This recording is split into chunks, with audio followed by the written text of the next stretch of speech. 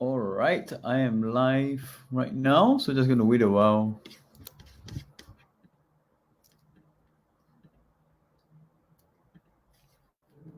Okay, right, I'm live. Not the best timing, right? 6 p.m. But hey, right, most people are going to watch the recording, right? And I'm also committing to my timing for being live, right? Every single Monday, 6:01 p.m. So we're just going to wait 1 or 2 more minutes, right, for some people to come on, right? And then I'll get started in just a bit, yeah?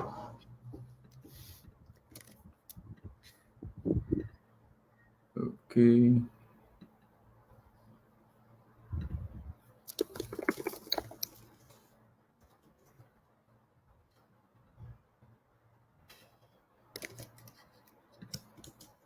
Can hear me? Can you just let me type yes in the chat, right? Can hear me? Just type yes in the chat, right? And I'll get started in just a few minutes, right? Just get started in just a few minutes. Guys, if you can hear me, you can hear me. Just let me type yes, right? Just to make sure I see quite a few people on live right now. I'm pretty excited about today's Mastery Monday, actually, right? In terms of some of the content I'll be sharing. I haven't shared with this publicly before, so I just hope you guys actually get to benefit, right, and just to learn some quick insights from me. So if you can hear me, just let me type yes, right? If you are there, right? If not, I'll get started in just a little bit. Okay, right. So today, like I said, I'm going to be talking about the top 10 things, right? The top 8 things, right? The top 8 things, right? The most painful and uncomfortable decisions, right, I've ever made in my life, right? Especially in the past 2 years, right?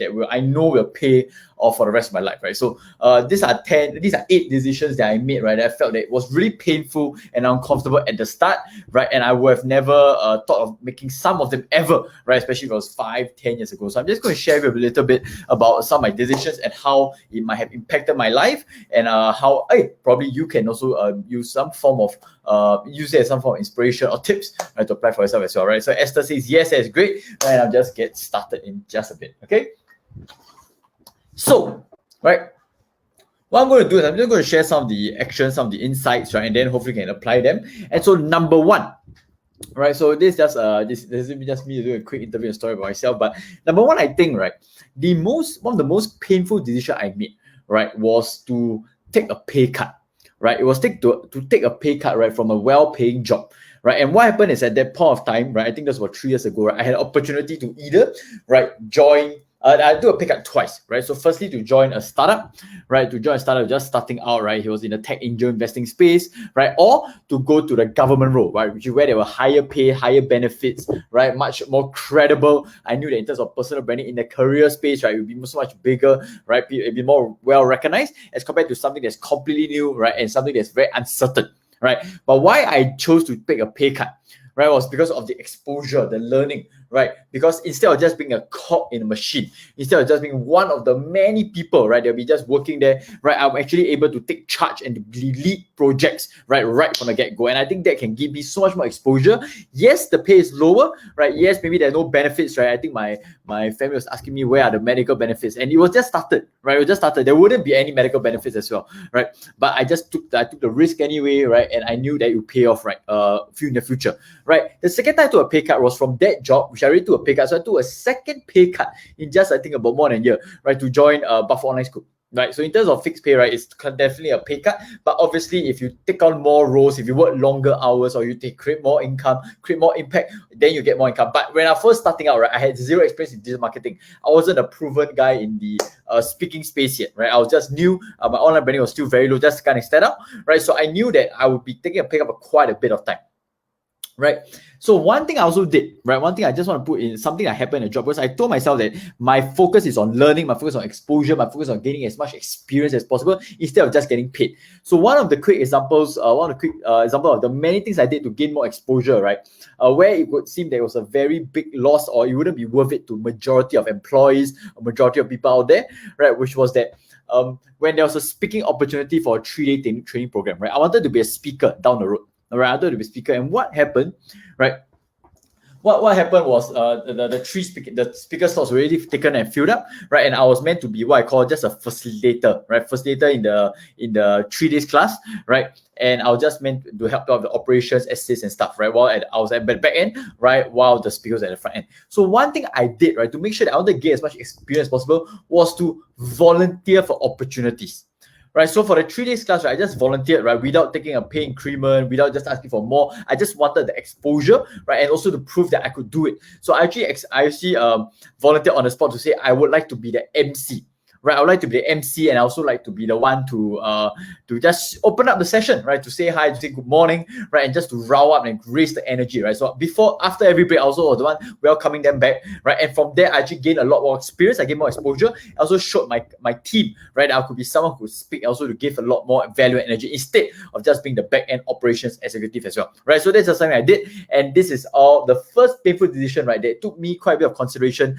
Instead of taking the tried and proven path, right? I chose to take pay cuts twice in my career, right? So that, right, I knew that I took 2 steps back, but I can move 5, 10, 20 steps forward in the future. This was something I consider for yourself, that don't just focus, right? Don't just focus on the very short-term pain, right? If you know that short-term pain can bring to long, big terms benefits. Okay, so guys, if you agree with me, just let me type yes. For those few who are watching it, just let me type yes, let me type me, right? If you actually agree with what I do, I'm going to share with you my second painful decision that I did. Right, so this one, right, was so I know a lot of you who are watching this might be you might know about attending programs, workshops, attending online courses and stuff, right? So from, like, if you ask me 5 years ago, right, would I ever invest in what I call a coaching program, a program that is not certified, right, that nobody's certified, right, for 5 digits, for even $10,000, right? I would say hell no, right? I would never think of it. Why? Because, right, traditionally where we are brought up to be, right, is to actually invest in programs, right, or even like courses, right, that bring some sort of certification, right? There's some sort of international recognition, right? But what I did earlier this year, right, I actually invested in a huge coaching program for, I think, close to $30,000, right?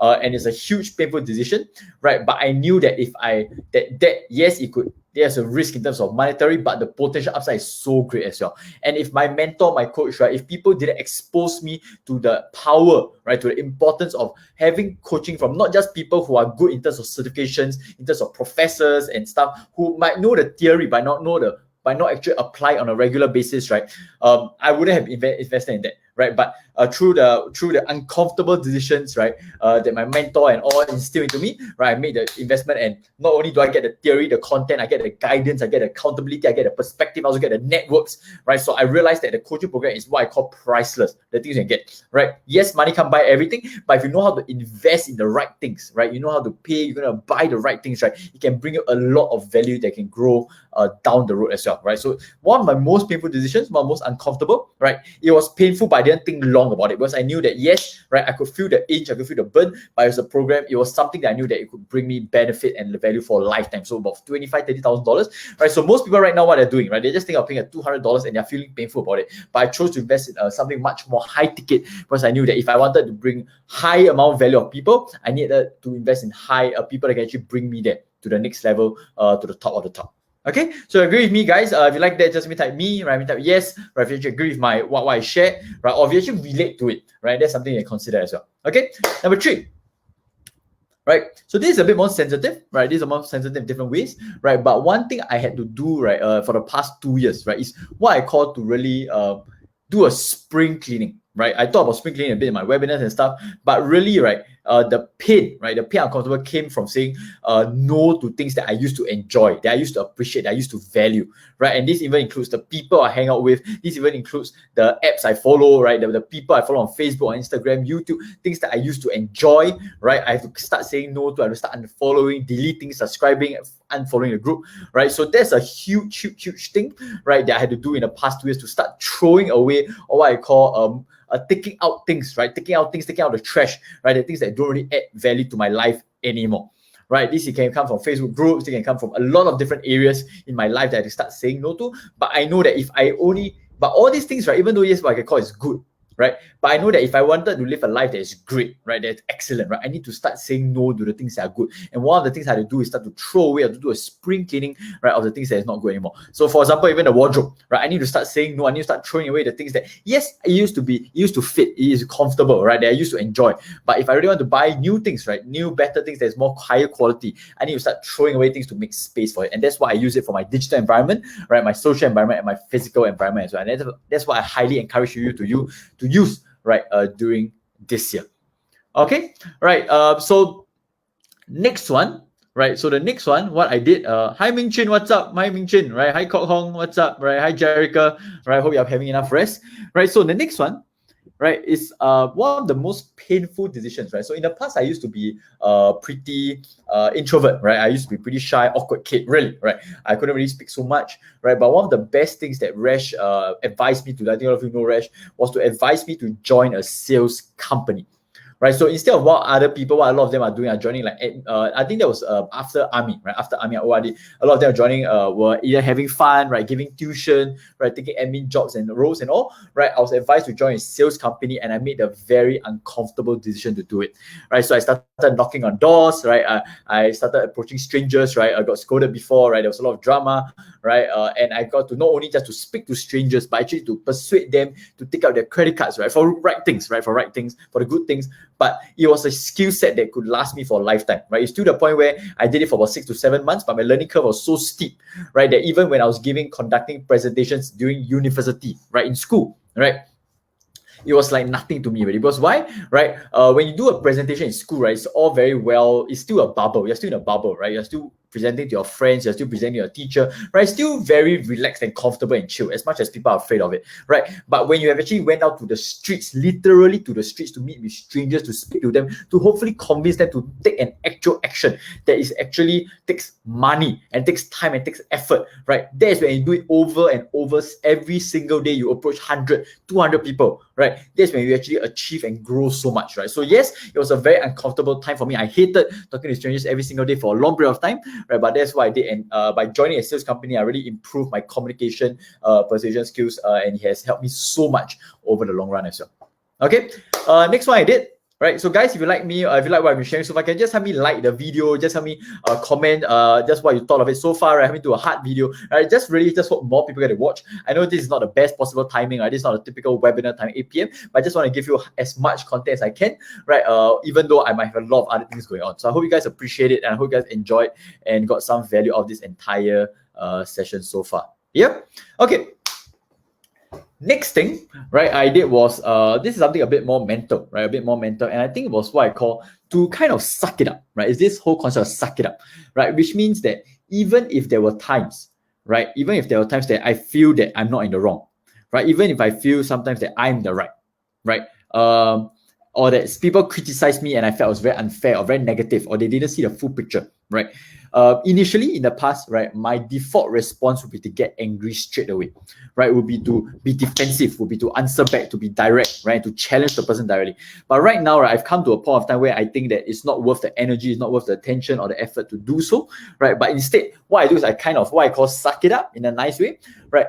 But instead of getting angry or pissed about it, right, I always try to understand first, what is the other person's intention for doing it? Is there anything I can learn from? So I approach with that attitude right now, right? That means if there's someone who is meant to be negative to me, right, to just throw shit for the sake of throwing shit, just to be negative, right? Instead of trying to be angry at the person, I try to ask myself, is there anything I can learn from it? I take a deep breath, I close my eyes, right? And then I just say, okay, right, yes, you're being an asshole, for example, right? But is there anything I can learn from the experience? And that's something that has worked for me a long period of time, right? Not only does my mood not get affected, right? Not only do I become more zen, right? I become more, I focus on my own controls and feelings, right? But I also get to learn from all these experiences, right? And at the same time, what I did, I always constantly shared about this type of experiences publicly to hopefully inspire other people, right? To hopefully inspire other people to take the same approach as well, instead of getting angry, pissed, easily triggered by other people that don't really have good influence on our lives, to actually try to take as much lessons as we can and also to learn from the experience. Okay, so guys, if you think that's a good tip, just let me type yes in the chat as well,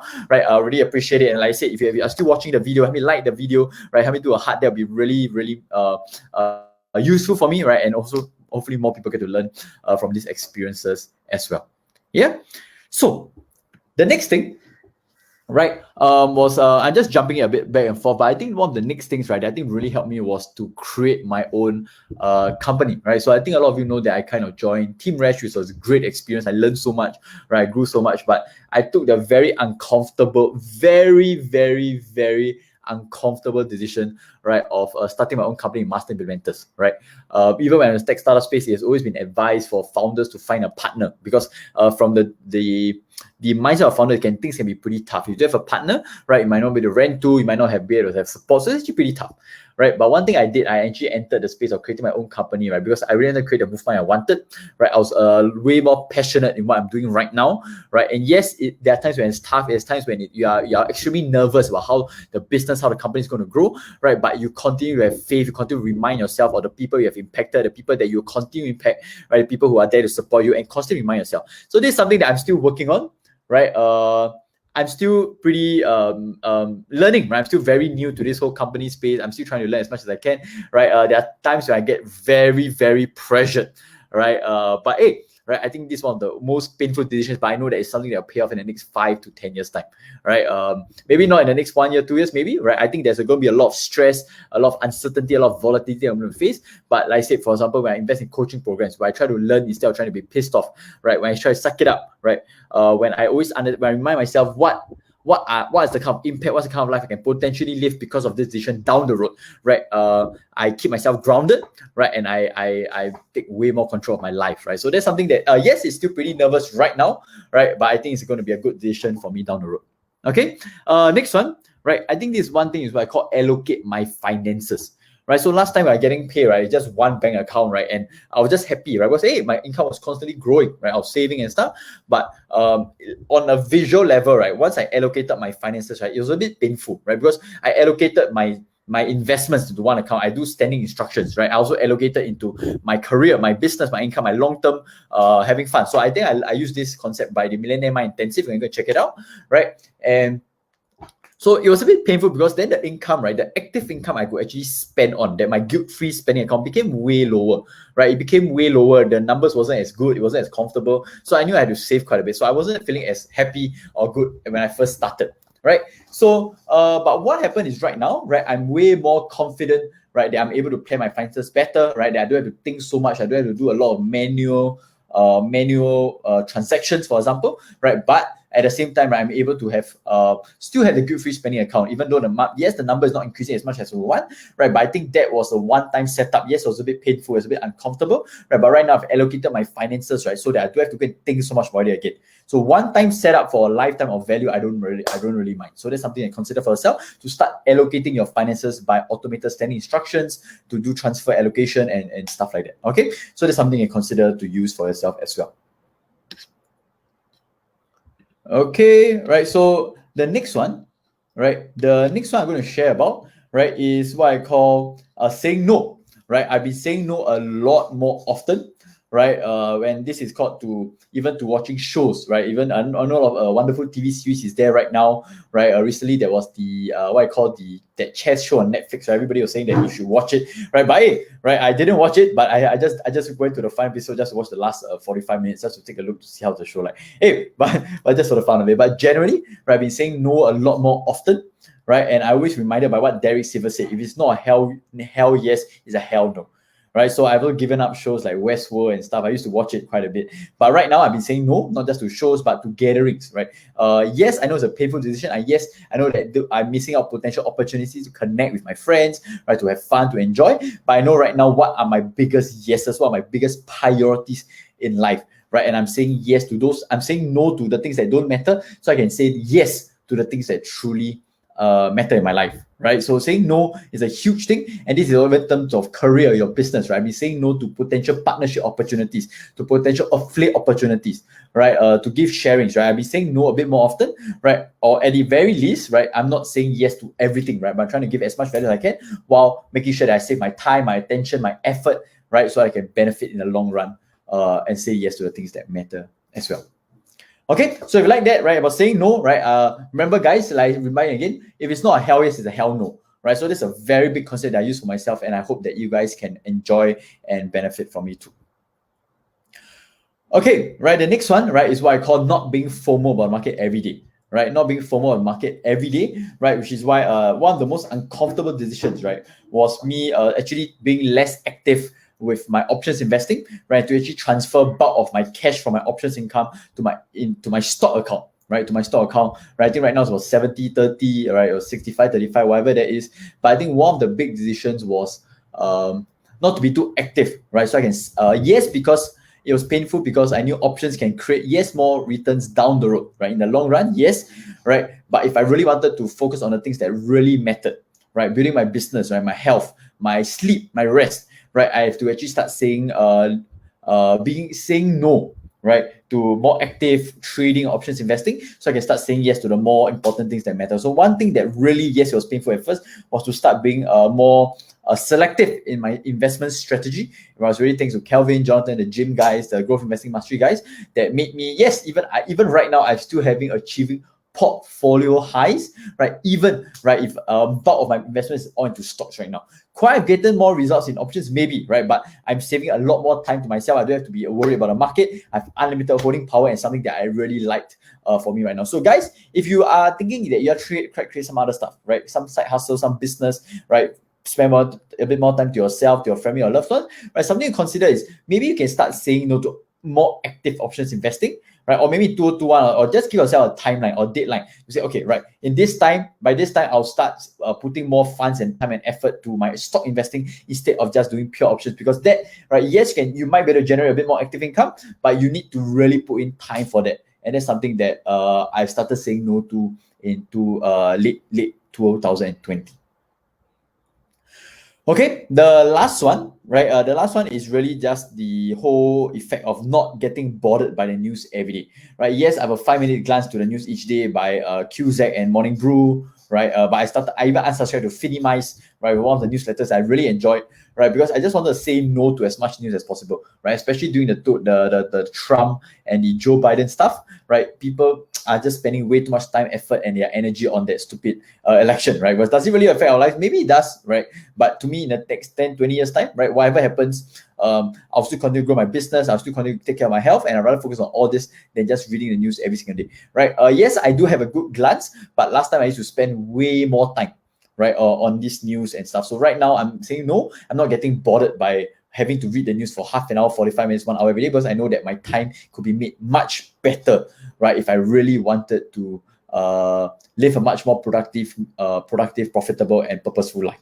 Okay, so that's what I would highly suggest, right? And even if you really wanted to know the news, right, all you can do is just do a catch up with your family, right, with your friends, or people who do want to read the news, and then just ask them to summarize for you. So one of the biggest what I feel business opportunities for the next 5 years at least, right, is at least the people in the information curation space, right? This is something I learned from Marc Joyner, right, which is that right now, because there's so much information overwhelm going on, that people will definitely be willing to pay trusted and credible sources to summarize information, to curate information, to only share what's the most biggest important takeaways and insights, right? And that could be even a whole new career and business by itself down the road. If you look at Blinkist, right, or book summaries, right, all these services, right? Hey, guys, all this can be really, really useful and potential business career opportunities, right, down the road. Okay, so I hope you guys enjoyed, right? I think I took about an average of 3 minutes per tip, right? I hope you guys enjoyed. I have about 6 minutes left, right? But like I said, I want to go straight 20 minutes, 30 minutes, right? I don't want to waste so much time sharing my own story, trying to give a whole long thing, right? I just want to go straight to the point, give you as much value as you can, right? So that you actually can use the save time for something way more effective, way more efficient, and then you guys actually get on with your life. So guys, if you enjoyed the session, whether you're watching the recording, whether you're watching the live right now, right? What I'm talking about, like live right now, right? Can you just help me type yes, right? Help me like the video, help me do heart sign on the video, right?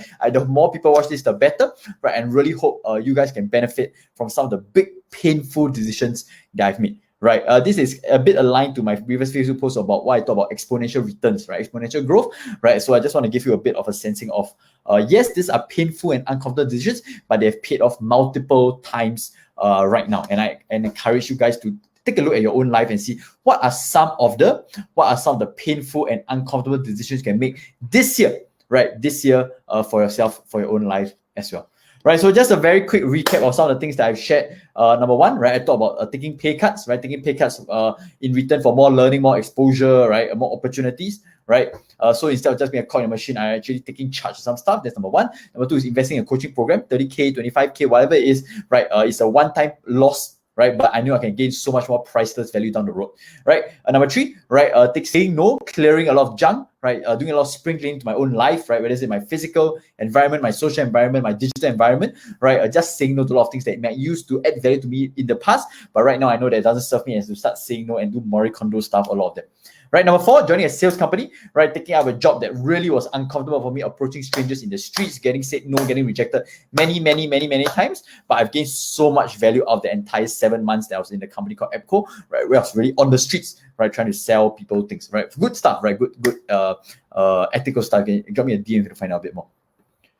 Okay, Sakya not getting angry. So instead of trying to suck up everything, trying to get angry all the time, right? I've learned to breathe, to say no, to be more zen, right? And yes, sometimes to suck it up, right? To swallow my pride a little bit, right? But with the effect of saving my time and attention, effort, right? Not being too angry, not being too negative, right? And also at the same time to have that learning, to learn whatever I can, even from a negative comment, even from a negative tweet, right? To actually learn and to apply these lessons to my own life in the future as well. Okay, creating my own company, right? There's a painful decision, right? I'm completely on my own, right? No benefits, no healthcare, right? No colleagues to wind with, no bosses to be guided with, right? Right now, I have my own company, right? Painful decision, but something I know that, yes, I'm nervous right now, but the next 3 to 5 years, I'll still definitely enjoy and be benefit, right? Benefit from the entire session as well.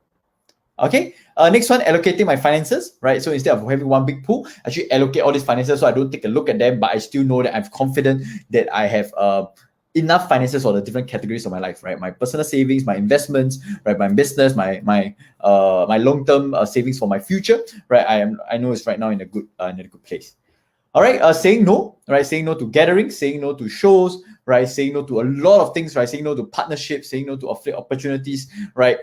Because why? I'm saying no to the good things so I can actually say yes to the great things, right? So saying no, if remember guys, if it's not a hell yes, it's a hell no, right? And yes, if you're starting out, it's good to say yes to as many things as well. But if you go to a certain stage, right, it's actually very important to say no because opportunities will come your way and you can't take all of them. Because why? You have limited energy, limited time, limited effort, limited attention.